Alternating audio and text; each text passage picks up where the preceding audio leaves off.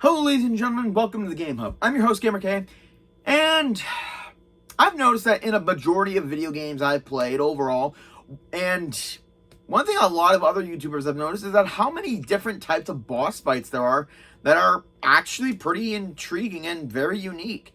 I mean, yeah, not every boss fight in the same game will be the same, but some of them throw little tricks your way to kind of throw you off your game and completely change the way a boss fight is done. So in thinking of that, and in recent year, I have played a good majority of the games that have this exact topic, where boss fights in a game where there's usually one or a couple that kind of flip the script on how you normally tackle the bosses in the main game. So that is why I came up with my top 13 gimmick bosses. These are boss fights that in a game where, yeah, taking out bosses, there's usually different tactics, but these bosses throw in gimmicks, they throw in little tricks, and they throw in creative ways of defeating them that, honestly, it takes a good while to figure them out. And obviously, a list of this nature has some rules. As always, one boss per game series. 2, only games I've played and bosses I have played. So there's that. And also, I'm ranking these bosses on how well their unique gimmick is opposed to a majority of the bosses from their either game or their series. And yeah, I've got a lot of obscure ones here. So get ready, ladies and gentlemen. And also for a couple of these spoiler warning for each game. Just gonna let you know. Now, sit back, relax, and enjoy Gamer K's top 13 gimmick bosses. And why top 13? Because here in the Game Hub, only the odd can be number 1. Okay, we're starting off very, very simple right now with this list, with this first entry. For those of you who remember Duel Masters, or as a majority of people would call it, Diet Magic the Gathering, which I guess you could say it was, but I enjoyed Duel Masters as a kid. And it spawned an anime series, which is basically a parody on card game anime, which is hilarious. And spawned a couple video games. One of them being a Game Boy Advance game, which was very 2D and very... can't really remember much about it.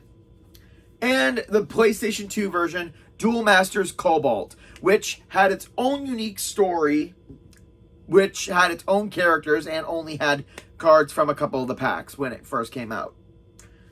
Now, in said game, you'd play as one of 5 different characters, and you'd have to play all 5 stories in order to, progress through the game. And who's on this list? Well, like I said, this one's a bit of a stretch in terms of boss fight, considering you do have to beat them. You know what? I'm just going to get into it. Playing as the nature duelist Trey, the card shop owner Chuck has creature pieces which we need to assemble. But he loans some cards out to some brothers and they won't return them. So we have to fight the purple shirt brothers in 3 different locations on the map. Now, everyone who's played Duel Masters, or whoever had played Duel Masters, knows the whole thing. But the brothers kind of, it's a 5 shield game and all that stuff. But the brothers have their own unique rules that you have to play in order to fight them. Just to fight them, you have to apply by the rules. For example, one of them, you play a quick 3 shield game, which is pretty quick. And for those of you who know Duel Masters, a short game is going to take, you got to plan ahead. One of them says you can't use evolution creatures, which isn't that difficult. You just adjust your deck. And the other one is no double breakers in your deck. So yeah, the brothers get on the lower end of the list, considering it's not much of a boss fight as it is just playing the card game. But the fact this is the only time in this Duel Masters game where you actually have to do something different. Although the only exception would be Flynn using someone else's deck to fight, but yeah, this one gets on the list because you have to do it 3 times, and it's okay. It's nothing special. It's just something unique.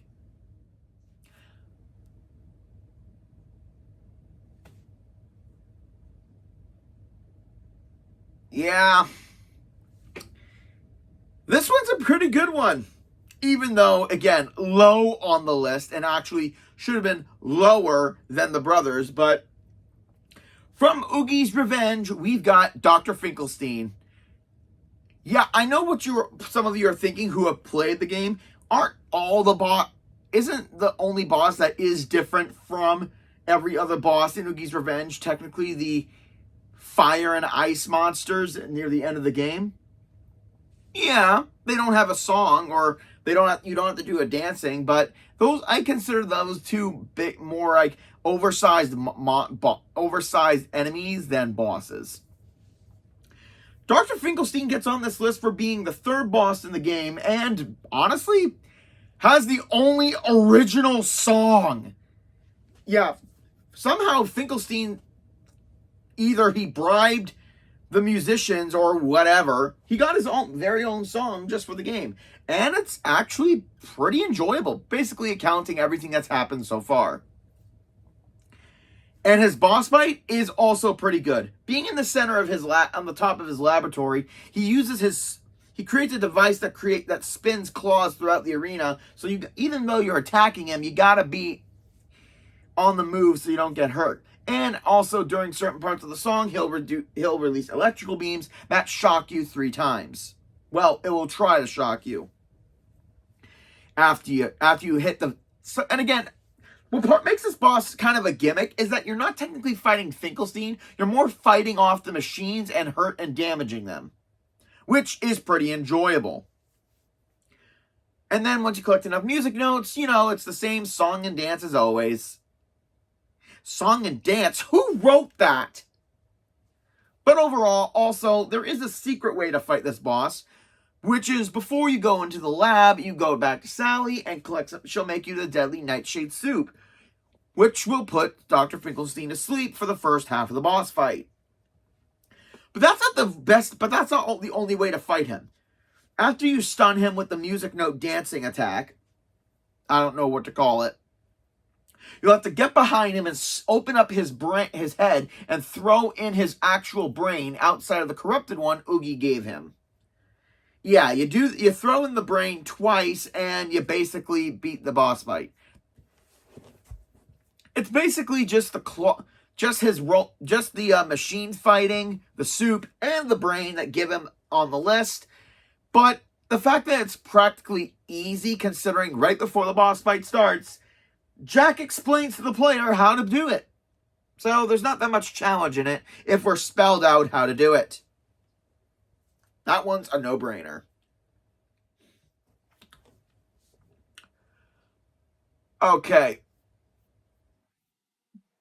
This is a little bit cheating since I've never beaten the game, but I did fight all 6 of these. And I couldn't decide which one to put on the list, so I decided to group them all together, considering it's all the same thing. Final Fantasy XIII may be one that fans hate the most in the series, but I really do love it. Mostly because it was entertaining. I mean, I played it years ago. I've never beaten it. I haven't even gotten off what's the wild place called? Grand Pulse. Grand Pulse. I haven't even gotten off it, but I have beaten all 6 of the Eidolons, which are the summons that we get after fighting them as each character. One thing I do love about all the Eidolons is that, yes, they are all unique. And, yeah, going through hard times and you release sorry, I almost said Persona because I'm replaying Persona 5. never beaten that yet, but I really want to beat it. And I'm having a great time. Fighting your Eidolons, and you get to use their summons throughout the game. One thing I do love is how each Eidolon kind of has their own little gimmick that kind of goes against what the normal characters do. For example, Odin surpasses for lightning to be more defensive and to heal the characters. I can't remember all the specifics of what to do for each Eidolon, but they vary from causing a lot of damage, to staggering, to debuffing, to raising the energy of other characters. The reason they're, again, so low on the list is that they're all kind of similar, and I do like how they all have their unique gimmick of how to obtain them. And also they throw a doom counter on you, so you have a time limit. Which I'm not mad about the time limit, but at the same time, I'm more mad that each one wasn't more unique in and of itself. So the Eidolons do get on the list, and I do love them. But at the same time, they're just not that fantastic of technical boss fights. Continue.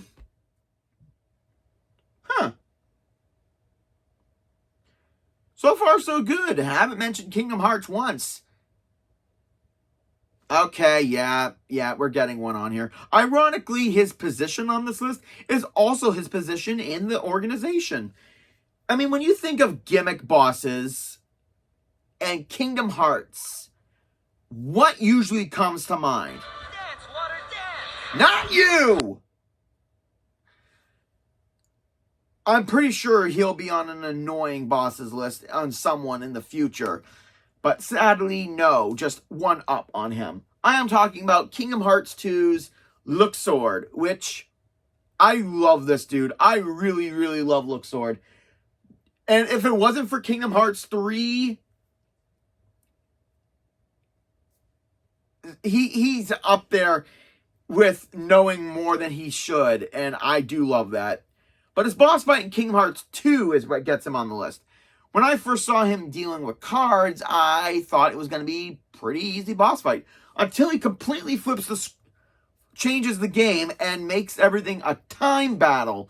Which, I gotta admit, threw me for a loop when I first played it him in 2006. I do love it. His element being time and he's being a gambler, using cards to fight and turning Sora into dice or cards if he loses the time game, which, again, is fantastic. Not to mention he'll hide himself among his many cards and throw in a couple booby traps in there as well.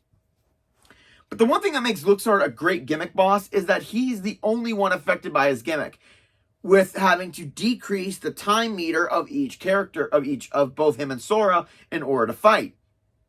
Also, I really love that he got Donald, Goofy, and Riku out of the way so we can have a mano-a-mano fight. Even though he's an organization member and a gambler, he believes in fair play as often as he does. You know, when he's not breaking the rules for his own advantage. Plus doing his his gimmick game of getting all the circles in your command section to deal massive damage to him, which I do love. I was hoping for a Redux version of this in Kingdom Hearts 3 until they make him the weakest boss in the game. Yeah. Luxord, if you ever return to Kingdom Hearts, you better have another ace up your sleeve. With the new release of Mega Man Battle Network Collection, I had to put a boss on the list. I mean, I already admitted in my Mega Man Battle Network bosses list that I've only ever beaten 5. I've only ever beaten 6, but I did own 4, 5, and 6. There is one that I forgot. When I was a little bit younger, I did borrow Mega Man Battle Network 3 White when I was younger in school, and I borrowed it from an old classmate of mine.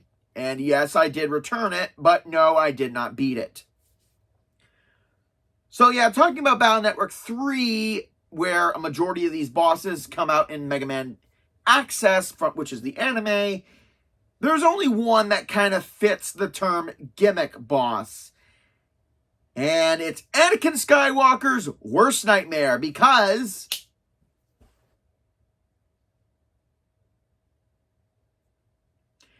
yeah, I bet you guys already know who I'm talking about. I'm, of course, talking about Desert Man, who is a great boss with an amazing gimmick. And his operator, Sayama, is pretty okay. I mean, he's basically a glory hog who loves getting ratings for World 3. But overall, he's an okay character, but not the worst of Mega Man Battle Network 3. So, he's definitely up there. But Desert Man's boss fight is really great. Not only does his entire area have sand traps in order for him to hide in, his attacks pretty much do a lot of great things from the anime. For example, he creates a sand trap on your field, which will trap you and damage you, also leaving you vulnerable for his attacks. His fists go up and down the third panel of his stage, turning into lion heads and charging forward when they see you. And he's also got invisibility barriers, which will just be there to protect him. It doesn't really do anything like turn him invisible or anything, which is kind of a missed opportunity. And every time you shoot his face, he goes back into the sand and doesn't receive damage. Unless you got plenty of aqua chips, which turn him into a muddy mess. Seriously, I've been to the beach so many times that I know that water beats sand. So yeah, you better have aqua style set, or have amassed a lot of aqua chips if you're going to do any damage to this guy. Well, not just damage him, but make him vulnerable enough for every other chip to attack him. But that doesn't last long, as he goes back into the sand and regenerates. So yeah, in terms of gimmick boss, Desert Man is the only one from Battle Network that kind of fits the bill. And I can't wait to fight him again. And here's sand in your eye. Okay, seriously, we need to get better jokes here, people. Okay. This one, again, like the Adolins, they kind of have the same gimmick. So I'm putting them on the list together as a collective because I think they go well as a set. Cuphead is the furthest thing I could ever do for a boss ranking list. I mean, a majority of the bosses fit. I mean, but none of them really have a gimmick that kind of differentiates them from a majority of basically all other Cuphead bosses. Until we got to the delicious last course. And oh boy, making my favorite board game. Okay, yes, except for Wonderland Wars. Seriously, go check that game out. It is absolutely fun. Also, go support the game. Okay, yes. Other than Clue, can you put up something that's an actual joke that's perfect for this?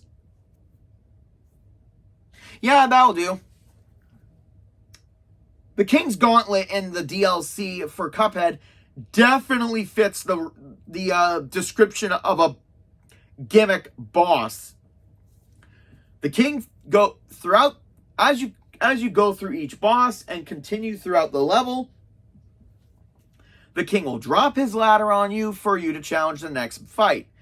And it's all the chess pieces minus the King for some reason. I mean, yeah, he's the guy who's doing this. And they're not evil. It's just a chance to gain extra coins and basically gain extra abilities, if I'm remembering correctly.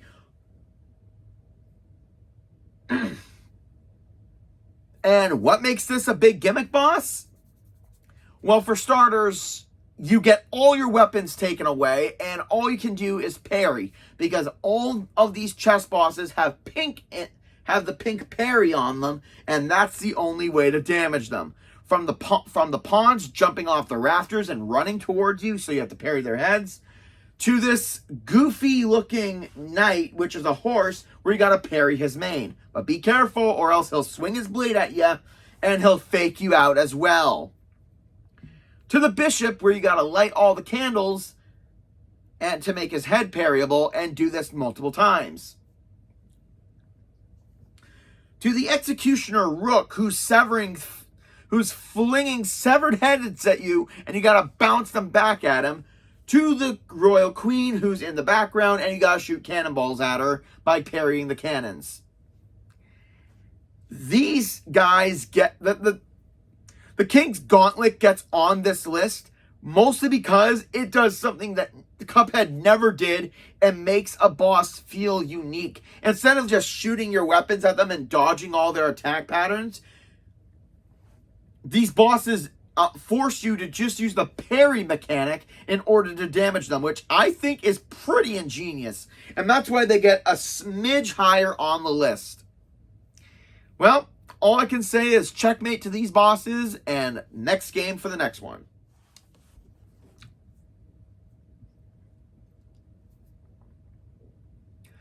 Okay.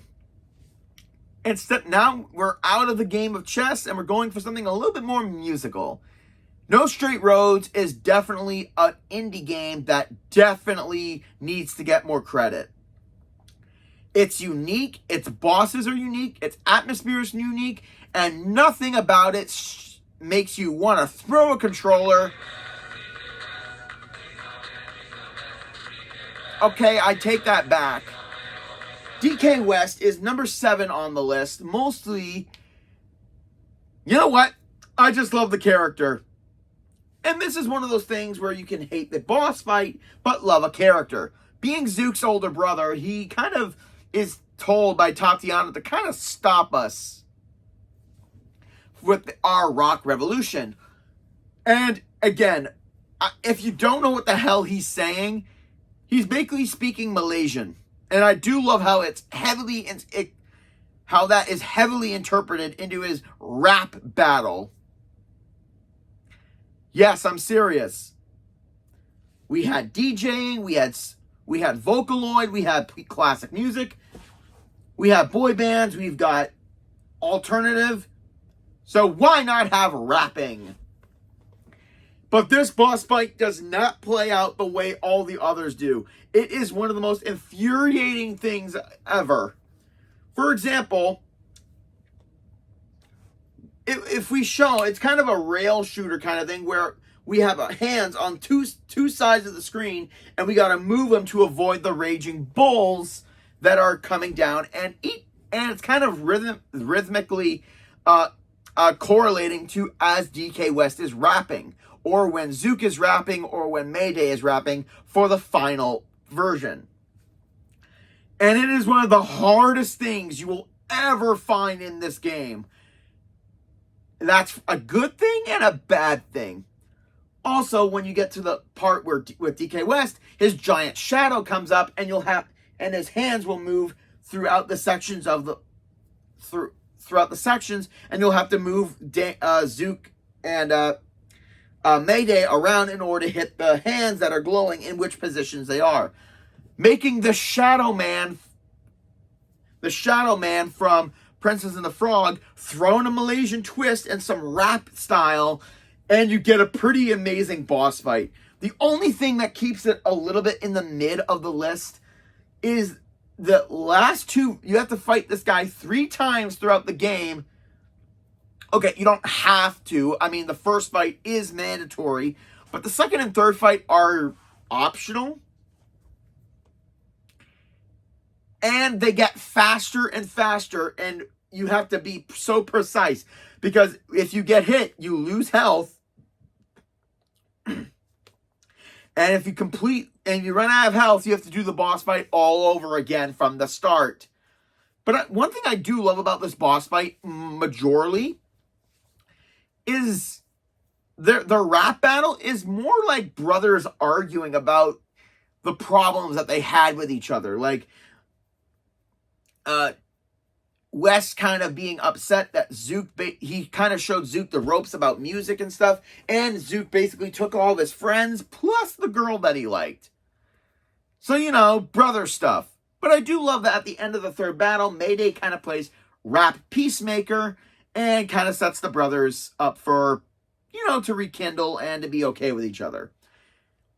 And again, it's middle of the list because I had to look up a cheat of how to freaking do the last one, and it's kind of ingenious. I'm not giving it away, but it's kind of an okay way to cheat the boss fight. So that's why it's a little bit less. But god damn it, DK West, he's our man and he's the best. Talking about Persona 5 for the first time in a while. Gimmick bosses are practically synonymous with RPG games. Each boss has their own unique style, has their own gimmicks for how the boss fight works. So picking one from Persona 5 was this much of a tight neck race. Do I go with the cheating of the roulette from Sai's Palace? Do I go with Madarame's painting faces that have different affinities, or do I go with the absolute geniusness that is, I need to get the name right, Kunikazu Okamura? Yeah, this one was a weird choice, even for me. Being the center of greed, he basically, for story-wise, Kunikazu Okamura basically is a CEO of Okumura Foods, which primarily runs the Big Bang Burger chain restaurant. And he sees his company as a spaceport. Okay. Seriously, a food company and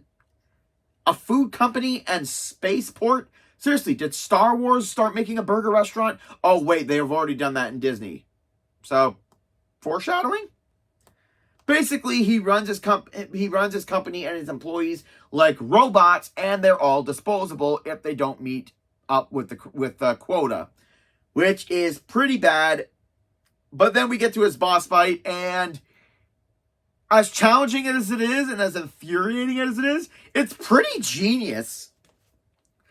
Okumura starts a self-destruct sequence for the entire palace.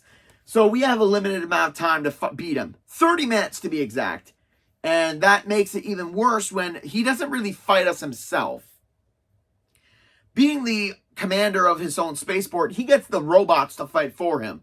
He sends out 4 sets of robots each round, and the problem with them is each robot has a different affinity. They have different elements that they're weak against, and they have different elements that they're strong against.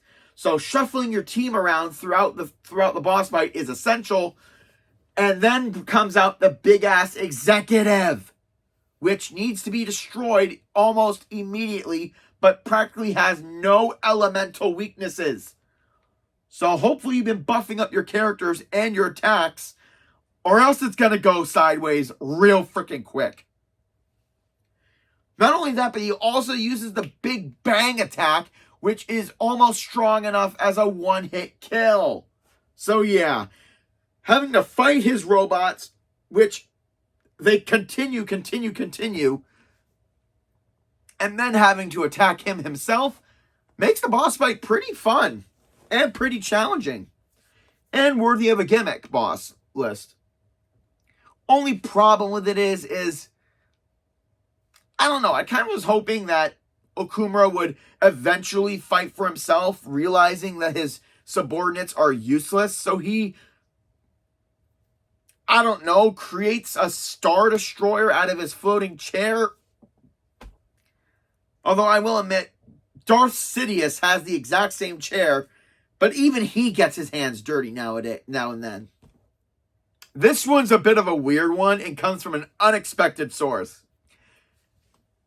Marvel's Guardians of the Galaxy game, which is absolutely insane and a real treasure. And after seeing that that's by the same people who did the Avengers game, which everyone kind of hated, this game absolutely changes it, and it does so in one boss fight. I mean, there are a bunch of boss fights in the game, and they are all monumentum and actually pretty ingenious and pretty challenging. But there's one here that only fits the Gimmick boss list, and that is Thanos himself. Yes, yes, yes. Let me explain.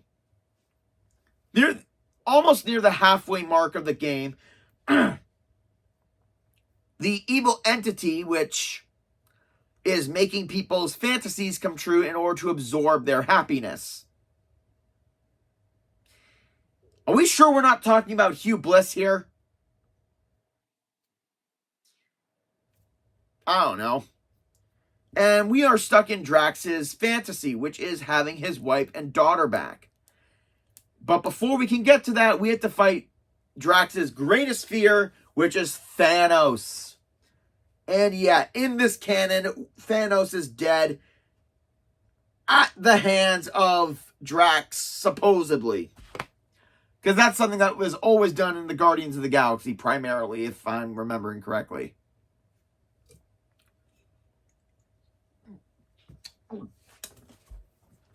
But this boss fight takes the cake with how you complete it.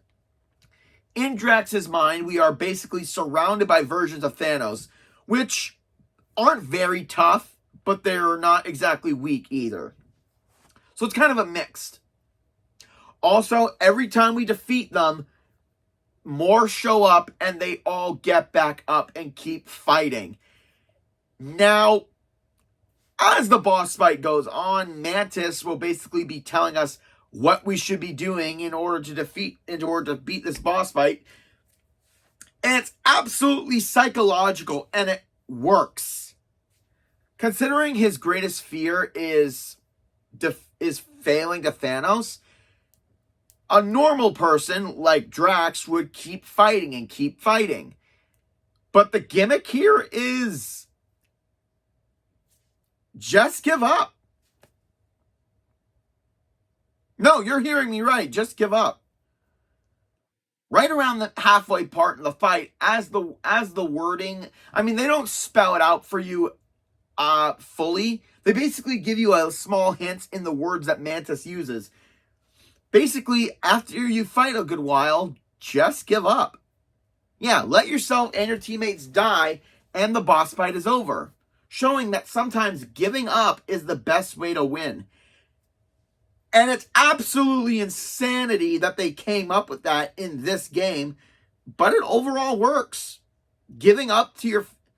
It's also the same kind of way of how Quill broke free of his illusion. From always wanting to have a family and to have his mother there on Earth, rejecting her is the best way to win, to move forward. And that's why I love this boss fight. It's a gimmick fight that was a gimmick in and of itself in concept, but it's definitely a fun one and possibly the only easy fight you'll ever have against the Mad Titan. Going back in the obscure games now, we have Epic Mickey 2. Now, Epic Mickey has always had gimmick bosses where you basically either have to use paint or thinner or something else to defeat the bosses. But this one goes to one that has 2 unique conditions and has 2 unique ways of beating the boss. Before you get to the boss fight, you're stuck in the float yard, which is basically the graveyard of old float ideas, which is also home to a majority of old Disney parade ideas, and that didn't really quite make it. They do a parody of the Alice in Wonderland house where a sensor is watching you to make sure that you can't get through the gate. Now, like I said, there's 2 ways of beating this boss fight. And that all depends on your method of going through the gate. One, you can either paint things around you to use the invisible inkwell, and because the paint goes quickly the faster you move, you have to slowly jump on each platforms and get past the sensor eye and go through the projector. Or you can use harden and destroy the house with thinner and go through the DEC, which is dial correction corridor. style illumination corridor, whatever, where we get the boss fight of Chapter 2, Prescott's Mech. And this thing is beautifully designed. Basically, it's a giant robo with Prescott's painted face on it, which is absolutely ingenious. And there is 2 ways of beating him. If you go the thinner route, which by destroying the house, you'll be sent into this giant arena where the machine is there, where the giant mech is. However, where was I again? Oh, right, Prescott's mech. If you go through the sensor route, like using the invisibility, you'll find yourself in this mechanical room with this Mickey Mouse head-looking turret, where you will have to either fill it with paint, fill it with thinner, and then you have to use Oswald to reprogram it. That's phase 1. After, depending on what you use, the robot will then spit you out, and then one or two boss fights will happen. If you use thinner, or if you decide to go through the destroying the house and going through that way, you'll skip the cannon phase and go right into the arena, where you will have to use thinner on the mech mech's head and repel one of its cannonballs at it multiple times in order to destroy it. Or if you do paint, you will have to use the projectiles it launches to destroy panels on the floor. Use Oswald to activate the controls, paint in the gears, and to have the doors on the mech's enclosure to shut, which will save it and not destroy it. This is another great gimmick boss, considering it has 2 different gimmicks depending on what you choose to do, and I do love that. However, better boss fights get up here, and as much as I loved Epic Mickey, it's just a shame that didn't get a third game, and it's kind of much like the Cartoon Wasteland, starting to fade into memory. Alright, the remaining 3 bosses on this list get up here for being unique, intriguing. The gimmicks are actually spot on. And to start off the top 3 is one of my favorite villains from the Mario series. Okay, yeah, sadly, no, it's not Fawful, so, yeah. And it's obviously not Bowser, so it's gotta be... It has to be our Bat Prince of Darkness, Antasma. What were you thinking? Is that how they use it? I don't know. Antasma from Dream Team is a great villain, is a great boss. And what they do with him is absolutely genius. I don't know if this was intentional or not, but replaying the game, it definitely has Gimmick written all over him. The second final boss of the game, where after Bowser betrays him, Phantasma goes into the dream world and becomes his creepy and awesome looking aesthetic. If there's ever a vampire boss list, he's got to be up there. From creating clones of himself in order to use his Shadow Ball attack and confusing you, from creating spheres of darkness in order to take Dreamy Luigi and also using them as stat buffs, and plus using a ring of darkness attack during the running mechanic, which is actually pretty difficult to figure out how to make it work, to creating nightmare portal holes into chasing you, also going upside down in order to regain health. Phantasma is an absolute blast of a boss fight, bar none. Now, I know what you're thinking. Why is he so up the list if he doesn't have a gimmick? He does, but at the same time, it's a gimmick that I don't think was intentional. So after beating the boss fight 3 times, a glitch will happen where you will not be able to advance. Yeah, once you beat the boss fight, there's a small glitch where you'll have to replay it again. And the boss fight is hard enough doing it once, but doing it multiple times until you figure out what the gimmick is, here it is. If you use even one Luigi Nair attack during this boss fight, the game will glitch after you beat the boss fight. I am not joking. One Luigi Nair attack and you'll have to redo it all. Which means you'll have to use Mario's original hammer attack and his jump attack. Yeah, just the hammer and the jump attacks in order to fight Phantasma. Which, all honesty, I love that glitch. I absolutely love it. Because it kind of, in a way, represents everything. Because the first time we fight Phantasma, he was just a tutorial boss. Where we did not have the Luigi Nair attacks at all.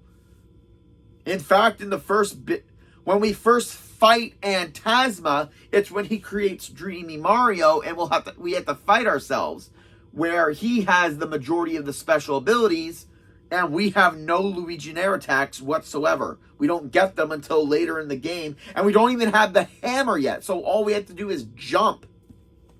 And that's one thing I really love about the glitch in this boss fight. Is because as we progress through the game, we don't really use hammer or jump enough. And we mostly focus on using the Luigi Nair attacks that we get throughout the game. And it's basically kind of going back to basics in order to fight Phantasma in the dream world. Using Dreamy Luigi is not an option. And I do love it. And basically he kind of hints at it when he steals Dreamy Luigi and puts him in one of his spheres. He's taking our ability to use the Luigi Nair attacks, and once we get them back, you usually hammer him with them.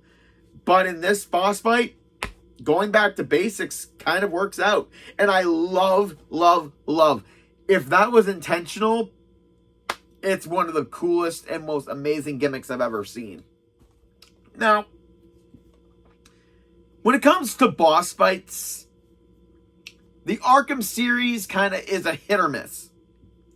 Either they take an exceptional villain and make the boss fight awful. Yeah, I'll talk to you later. I'll talk about you in a little bit. Well, not in a little bit, but further down the line. Or they take a very simple villain and make it into one of the best boss fights ever.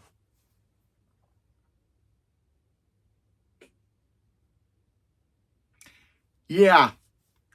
And for a gimmick boss fight to work with the Dark Knight, I was originally going to put Mr. Freeze on this list, but because I put him on a list of one of my one of my best boss fight lists, and considering he's been in other people's lists, from smartest bosses to some of the best bosses, I'm not denying Mr. Freeze from Arkham City is not a fantastic boss fight. It may be one of the greatest ingenuity boss fights ever. But there's a boss fight I want to talk about that takes a gimmick, and it could literally mean the death of you. I'm talking about the technically final boss of Batman Arkham Origins. And I'm talking about TN1 Bane. Bane, in a last-ditch effort to finally kill the Batman after we resuscitate him,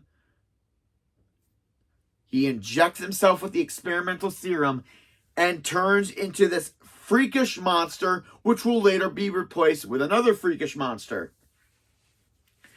And here we are stuck in the penitentiary, in a different area of the prison, which is filled with other criminals and electrical gates.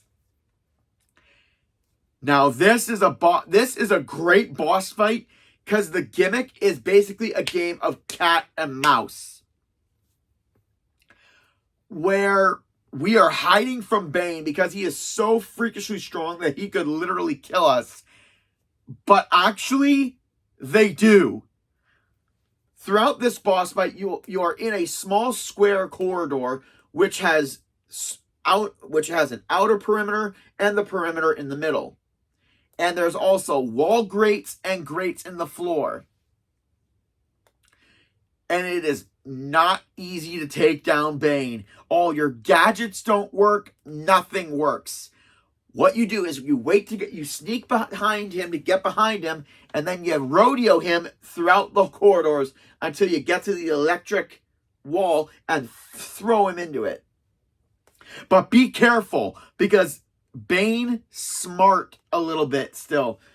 Once you use he will start, as the fight continues and you start damaging him, he will be ripping out some floor grates, preventing you from using those and going through them if you go into another grate. And he'll also rip out the grates in the wall to see where you are.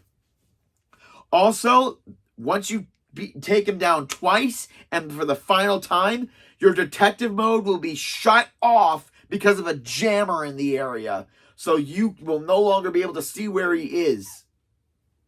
Unless you're you have to be very precise. Also, Alfred warns you that if the fight lasts longer than 5-10 minutes, the formula will increase Bane's strength, and if he gets you, it's an insta-kill. Now, when I first heard that, when I first played it, I thought it was, okay, they're just doing that to increase the suspense. But no, if the fight takes really long, he will become an insta-kill. I mean, yeah, when he gets you, he will damage you. But, again, it becomes insta-kill the longer the fight goes on. So the fact that Bane, one of the strongest characters ever, makes you feel like a cornered mouse being taken down. Like, this isn't a game of cat and mouse anymore. It's a game of mouse and frickin' tiger on steroids. That's how intense this boss fight is. And it's one of the most unique boss fights in the Arkham games outside of Mr. Freeze. And it definitely deserves its spot on this list. And now we go to number 1.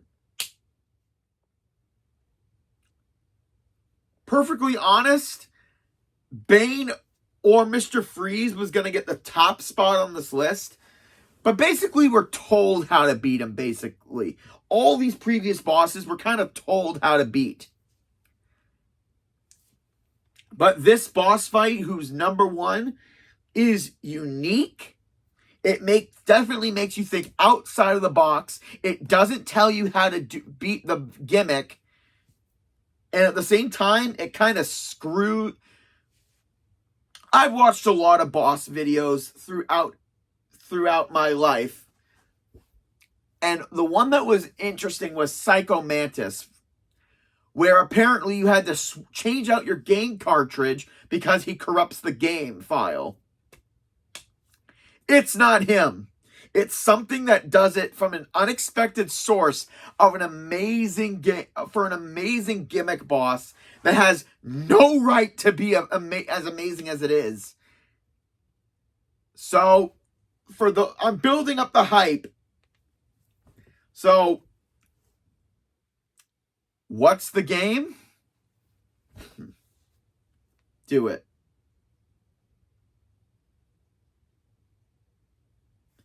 Yeah. I bet a lot of you were not expecting an Assassin's Creed boss to be this high on a list that wasn't an Assassin's Creed themed list. But Odin from Assassin's Creed Valhalla earns the top spot. The King of the Aesir, the All-Father, deserves the top Gimmick boss spot for a basic reason. Near the end of the game and of the story where Sigurd and Eivor go back to Norway and find the chamber with the hidden one, with the ones who came before, the Isu people. And once we're in the so-called paradise, Odin starts to take control. Throughout the game, Odin's been a confidant with us throughout, killing all the major targets throughout the game. But goddamn, did this twist get me? Odin is basically an old life of ours, kind of like the sages. He is basically our old self, and he's trying to take over our body. Where we are in the dark area of what happened when we kill all of our targets. We're battling him in this empty area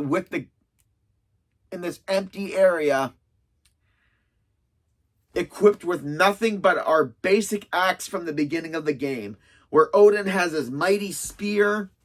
It's mano a mano, Eivor versus Odin. And as we fight and fight, nothing happens.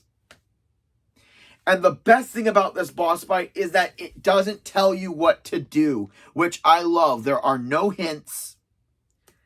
And you fight and fight and counter and fight, but nothing works. This is one of the greatest moments of this game.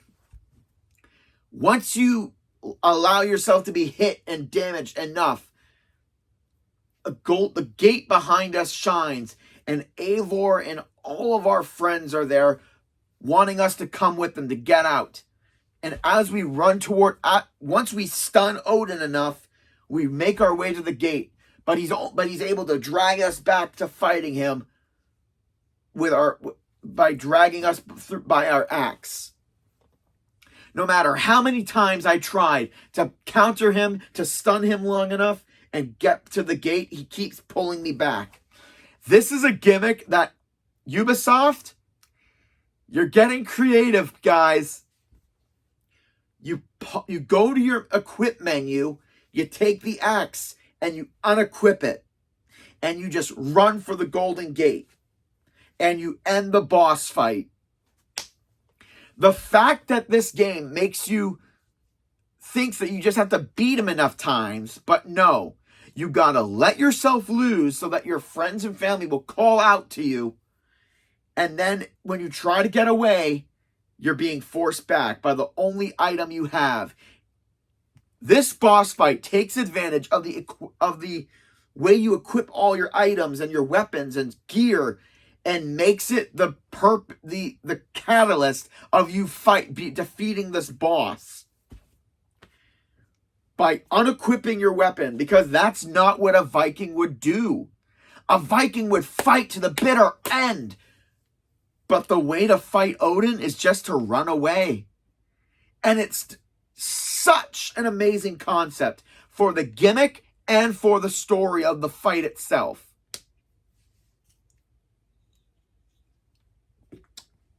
So I'm gonna say this. I don't know if Mirage is gonna be able to top the amazing moments and I don't think Mirage is gonna be able to come up with something that will beat this kind of boss fight. But if they do, it's gonna be something insane. And that is why I believe Odin deserves the top to be the best gimmick boss, for the creativity, the atmosphere, the intrigue it gives, and the out-of-the-box ways that we actually fight him. Or technically lose and run away. And that's it for this week, ladies and gentlemen. I hope you guys enjoyed the list. Like, comment, subscribe down below, and join me next week where I end the month of April by another laughing challenge with my favorite YouTuber. And hopefully I won't have to edit anything out. This is Gamer K, logging out.